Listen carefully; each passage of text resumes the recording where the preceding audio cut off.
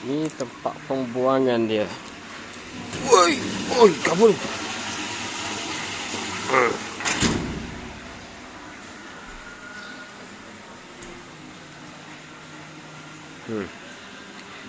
Kita mari ni musim panas.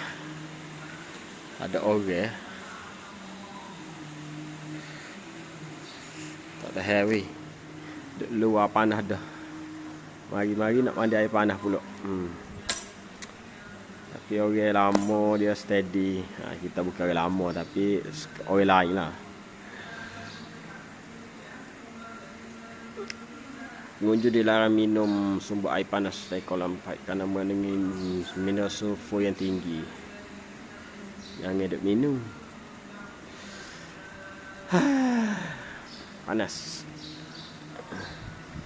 Kalau nak minum, adalah orang ajar kita cara macam mana, tapi kita malah royak takut orang kata maklumat salah.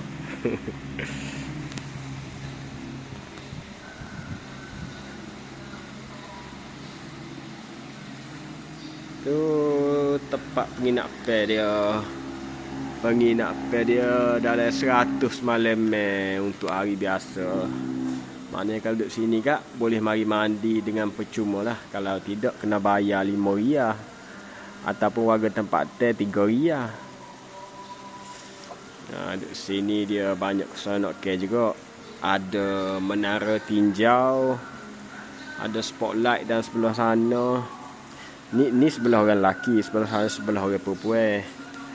Lepas tu dia ada pula taman splash untuk budak-budak ah. Budak-budak tu bayaran masuk dia rasa 7 hias.